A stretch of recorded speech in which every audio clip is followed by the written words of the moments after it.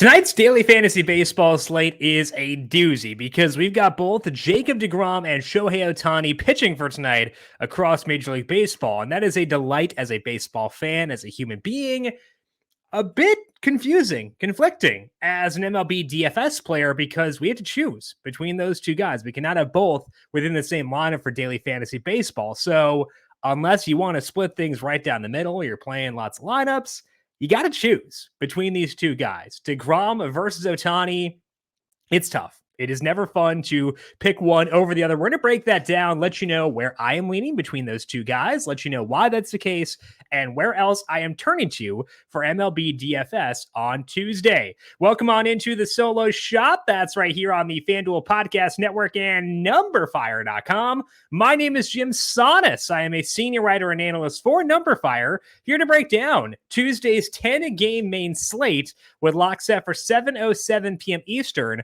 for today. Once again, the 6 p.m. games not on the main slate for today. It is just those from 7:07 p.m. Eastern on. Weather for today, the winds are out to right at 9 miles per hour at Wrigley Field for the Cubs and the Padres. I don't typically go bananas for 9 miles per hour, but would bump up the bats for both the Cubs and the Padres a bit as a result of that wind. The lone outlier temperatures for today are in Phoenix, Brewers and Diamondbacks, 91 degrees there. Then it is 54 degrees in San Francisco for the Giants and the Dodgers. I would downgrade bats in San Francisco and upgrade them in Phoenix, though not as much as before because temperatures out east are higher than they were before. So keep that in mind for sure. It's still better than usual, but it's more close to what a neutral park factor for Phoenix would be because it is warmer elsewhere. We'll dive in to deGrom versus Ohtani and talk about the rest of the slate here in just 1 second. But first, a reminder to make sure you're subscribed to the numberFire Daily Fantasy Podcast feed wherever you get your podcasts. Coming up later on today, our PGA podcast for the RBC Heritage. It is not the Masters, but still an elevated field this week. Scotty Scheffler and John Rahm there to headline things. We'll break down that with Brandon Gadula later on today. So get that by subscribing to the numberFire Daily Fantasy Podcast feed wherever you get your podcasts. And if you like what you hear, leave us a 5-star rating as well. The NBA playoffs are here, and you can turn crossovers into cash with FanDuel. Just visit FanDuel right now and place a $5 bet, and you'll get an instant $150 in bonus bets, win or lose. There is no better place to bet all the playoff action than America's #1 sportsbook. Just go to FanDuel and sign up and get $150 in bonus bets when you bet your first $5. FanDuel, official sports betting partner of the NBA. Gambling problem? Call 1-800-GAMBLER. Hope is here. GamblingHelplineMA.org or call 800-327-5050 for 24/7 support in Massachusetts. In New York, 1-877-8-HOPE-NY or text HOPE-NY. Must be 21 plus and present in select states. FanDuel is offering online sports wagering in Kansas under an agreement with the Kansas Star Casino LLC. Bonus issued is non-withdrawable bonus bets that expire 7 days after receipt. Restrictions apply. See full terms at sportsbook.fanduel.com. Gambling problem? Call 1-800-GAMBLER or visit fanduel.com/RG. In Arizona, 1-800-NEXT-STEP or text NEXT STEP to 53342. In Connecticut, 1-888-789-7777 or visit ccpg.org/chat. In Indiana, 1-800-9-WITH-IT. In Wyoming and Kansas, 1-800-522-4700 or visit ksgamblinghelp.com in Kansas. Louisiana is 1-877-770-STOP. In Maryland, mdgamblinghelp.org. And in West Virginia, go to 1-800-GAMBLER.net. Pitching preview for this Tuesday main slate. Shohei Ohtani comes in with the highest salary on FanDuel. His salary is $10,800, followed by Jacob deGrom at $10,600. We got Alek Manoah at $9,900, Corbin Burnes at $97,000, Pablo Lopez, hot start so far, is $96,000, Dustin May is $95,000. We got Kyle Wright at $91,000 with Lance Lynn, Merrill Kelly, David Peterson, Alex Wood, Hayden Wesneski, and Miles Mikolas as the others at $8,000 or higher. Now, obviously, the two guys battling for the top pitching slot tonight are Jacob deGrom and Shohei Ohtani, and I love both. So what I want to do is lay out the case for both these guys, and then I will let you know how I'm handling them for tonight. deGrom is facing the Royals. And we did see him come back to life last week, bouncing back from that rough debut. 6 innings, 11 strikeouts, and a 25% swinging strike rate. Gets another good matchup here with an 84 WRC plus against righties to the Royals lineup. Again, against on their current active roster since righties since the start of last year. And a 134 ISO. deGrom returning to form last week puts faith in the longer term numbers for deGrom. We have 13 starts on deGrom since the beginning of last year, and in that time, a 1.61 skill interactive ERA with a 43% strikeout rate. His hard hit rate allowed, just 32%. So no real weaknesses in deGrom's game when he's fully healthy. He has let up some runs in his first 2 starts, but that's not a huge worry to me because the batted ball data is good. He's getting whiffs. So there are a lot of things in deGrom's favor, and I am treating him as the full deGrom for tonight. It's similar for Ohtani, and you add on the fact for him that the volume for him is disgusting because Ohtani last time out went 112 pitches. It was only 6 innings, but he's ready to rock. He is fully stretched out. And Ohtani looked good. Couple too many walks. Not the best swinging strike rate and some hard contact, but just 1 earned run on 3 hits across 6 innings. So he was not peak Ohtani, but he was still in a pretty good spot there. He's facing the Nationals tonight, an 87 WRC plus against righties with a 132 ISO. They're not the biggest strikeout team, but they also don't draw walks. So that's good for Ohtani if the control is slightly off from where it usually is. So between these two, Ohtani has a pitch count. deGrom has the whiffs. Both have a good matchup. So which guy should we favor? I'm going to go deGrom personally because even with a lower pitch count projection than Ohtani, I have deGrom projected for 10.7 strikeouts. That is actually the highest mark since I started doing strikeout projections at the beginning of last year. Now, that doesn't include weekends and stuff like that. I'm not projecting every single pitcher, just looking at main slates and stuff like that. But the sample of total projected pitchers is around like 1,700 or so, actually above 1,800 now. So across all 1,800 projections, no one's been higher than Jacob deGrom for today. Ohtani is still very high at 8.51, but that's still 2 behind deGrom.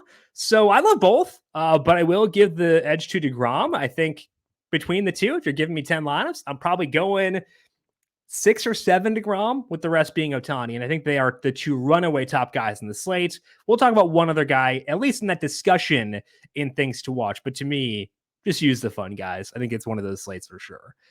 I do have a strong preference for paying a pitcher. So again, use your studs if they're available to you. And I'll talk about another guy I want to consider in things to watch. But if you were to force me to talk about a value play here, I would go with Merrill Kelly. He's at home facing the Brewers. It's a high strikeout matchup, even if they're pretty good elsewhere in their profile versus righties. And the length on Kelly is good because he went 100 pitches in his most recent start. He hasn't looked great to open this year with a lot of hard contact, a lot of fly balls, too many walks. But it's important to note for Kelly that both those games came against the Dodgers, which means not only was he facing a very tough team, but they also saw him twice in a row. In the first game, Kelly chased after 3 2/3 innings, but no runs there at least. In the second one, let up 4 runs in 5 2/3 innings. So he was not great in either, but the second one definitely did hurt things the most. We've seen Kelly using his changeup and his curveball more to open this year, and those are 2 higher whiff pitches for him than the rest of his arsenal, which is a good thing. He has an 11.5% swinging strike rate across 2 starts. That is up from 9.7% last year. So I'm not sure if it'll lead to strikeouts eventually, but it is better to get whiffs than not get whiffs. And he has walked too many guys to start the year, but I do have Kelly projected for 6 strikeouts, 6.00. That's not a bad number for a guy with a salary at $8,600. So between Lance Lynn, David Peterson, and Merrill Kelly, I prefer Kelly, but to me, this slate is really about the studs. So even though I'm talking up Kelly here, if I'm being fully transparent, probably not going to crack my player pool for today because I want to focus on Shohei Ohtani, Jacob deGrom, and the one other stud we'll talk about in things to watch. Before that, though, let's dig into the stacks for today and got to give some respect to Kyle Freeland. He's had 2 awesome starts to open the year. He has gone 12 2/3 innings. He has let up 0 earned runs, and one of those starts was at Coors Field. The batted ball data for Freeland is good enough too, where it doesn't seem fluky. It seems like he has earned those good results. It's just a really tough test for him tonight. And I think I'm going to stack against him despite really respecting what he's done so far. The tough matchup for Freeland is with the Cardinals, who have sicko numbers against lefties, a 143 WRC plus and a 225 ISO, 42% fly ball rate. You take those numbers, which can crush at New Busch Stadium, and put them in Coors Field, that's pretty tough. So Freeland is pitching really well, but the question is it good enough to contain an offense that is this good on a launch pad like Coors Field?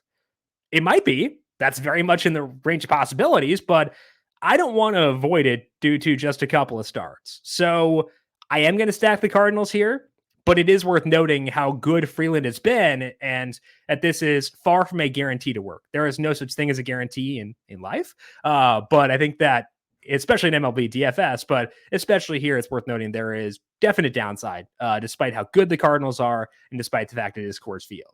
Now, the Cardinals are a team that will platoon, where they have three lefties who tend to sit against lefties. And Dylan Carlson started last night, but he's typically a guy who's been starting primarily against lefties, and he hits high in the order. The key thing with Carlson, though, is that he plays the entire game. That's always the concern with guys in a platoon, where Harold Ramirez may start for the Rays, but not always go in the full 9 innings, which means a lot less volume for us in DFS. Carlson has a bit of power, got some speed. He's a guy who will probably hit second, I would guess, for tonight. And Carlson's salary is $2,800. So Dylan Carlson, I would say, should be a focal point within our Cardinal stack for tonight based on the boxes he checks from a profile perspective. Outside of Coors Field, the Braves are facing Luis Cessa in Atlanta for tonight. And it's not totally a done deal what Cessa will look like as a starter, but the early returns tell me we can definitely stack against him. Cessa's been fully stretched out now for about 7 starts dating back to last year. In that time, Cessa has a 3.62 ERA, which is very nice. But the batted ball data is rough. 41% hard hit rate in that time and a 42% fly ball rate. He also has a 16% strikeout rate. So he's letting up a lot of balls in play, letting up a lot of impactful contact, which is typically a pretty bad combination. Just hasn't been him yet. It could happen here, given the matchup. The Braves haven't been elite so far, and they did put Michael Harris the second on the IL, which is not fun. But despite not having Harris, still a 184 ISO versus righties, which means they have very good upside. I think we'll see Cessa's results swing the wrong way eventually based on that batted ball profile. And I think that it's a good time to start stacking here and now, just in case that does wind up being true. Cessa, looking back to last year, did have some weird reverse splits where righties hit him harder than lefties. It was a pretty small sample, though, so not sure we need to worry about that too much. But if we look at Cessa against lefties last week in his first start, no strikeouts across 10 plate appearances and just a 25% ground ball rate. So I think until we get a larger sample here, the way to play things is just look at the batters' numbers versus righties, their advanced numbers. It's probably not a bad approach in general to skew that direction. But I would say just keep on doing that. So I think especially with the lower sample on Cessa, that's the way to play things. Our third stack here is going to be the Mets. They're facing Ryan Weathers, and I stacked against Weathers last week, which did not go well, but it is a different situation this week, and I'm going to give it a swing and see how it goes. That start last week for Weathers was against Arizona. We talked about it at the time. They might just stink against lefties. They did score 2 runs in 5 innings, so it was not nothing, but there wasn't a lot of power. There's not a lot of power in that offense, whereas the Mets are a much better offense. A 117 WRC plus against lefties. They're not the most powerful team against lefties, but they are a much more powerful team than Arizona. Weathers had just 2 strikeouts in that game, so he was solid, but he was definitely not dominant. Weathers in the spring, though, 20 strikeouts there across 14 2/3 innings. He also let up 5 home runs, so he did get strikeouts, but let up a lot of home runs. So it'd be cool to see Weathers get back to the potential he had shown when he first came up, but I want to see him prove it before I assume it'll happen. So I do think the Mets grade out well for tonight, and the Mets are a quality third stack for our consideration. I would love within the Mets stacks if Starling Marte were to be able to play for tonight. Sat out last night due to a neck injury. I want the speed. That's the obvious appeal with Marte, and we're focusing more on speed this year, but also 10.7% barrel rate this year. He has a 200 ISO versus lefty since the start of last year. So I want Marte to play. And if he does, I'll be heavily on him for tonight because his profile for DFS right now is so good, especially against lefties. Also would be in on Tommy Pham if he plays because he's looked very good in a small sample so far this year. Let's go now to things to watch and talk about one more pitcher I think is worth considering if you want to pivot off of deGrom and Ohtani. And that guy's Pablo Lopez. He's looked awesome with this new slider he has this year. He has a 36% strikeout rate with a 2.98 skill interactive ERA. 2-start sample, so very small, but that's really good. He's facing the White Sox, not a super high strikeout team, but also not the most powerful team, not the most dangerous team. I think you could consider Lopez a pivot, but deGrom and Ohtani still my preferences for sure. I'm not broadly on the Cubs offense because they're pretty underwhelming, but I will definitely have shares tonight given the weather. Facing Chris Flexen, a lot of hard contact and a lot of fly balls for him. Flexen, pretty gnarly reverse platoon splits last year, so I'd bump up righties versus how you typically view them when they're facing a righty here. So check in the Cubs. You can check out the Mariners too, but a bit higher on Hayden Wisniewski than I am on Chris Flexen. Other two stacks to consider here are the Rockies and the Angels. The Angels get Josiah Gray, who has improved this year, I think, but still a lot of fly balls. The Rockies at home against Miles Mikolas. I prefer the Rockies between the two. It's kind of hard to turn down Coors Field, but both those teams should at least be on your list to look into after you get your share of the Cubs, but then also the top three stacks tonight of the Cardinals, Braves, and the Mets. Let's finish up here with the dinger calls for today and go back to a couple of teams we discussed in the stacking section. The boring one, Matt Olson. Facing Sessa, who lets up a lot of fly balls, a lot of hard contact. That is the perfect recipe for home runs, and Olson willing to supply them. So Matt Olson, the boring home run pick for today. The fun one, going back to Jordan Walker, a lot of power in that bat. He's shown some of the power so far this year. Not the best loft, like his fly ball rate, not quite as high as what I was hoping. It was about 31% in AA last year. Been pretty low so far this year, but it's Coors. He's hitting rockets. Maybe one of those will connect and get some loft on it. We can party there. So the home run calls for today, Matt Olson and Jordan Walker.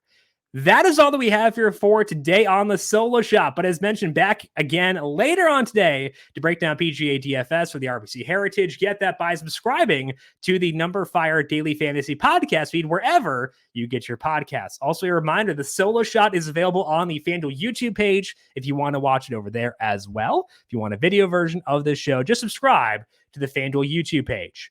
If you've got any questions for me, I am on Twitter at Jim Sannes. JIMSANNES. You can also follow the FanDuel Podcast Network at FanDuel Podcast. I want to thank you all for tuning in for today. Good luck to you with your MLB DFS lineups. We'll talk to you once again tomorrow to break down Wednesday's slate. This has been the Solo Shot right here on the FanDuel Podcast Network.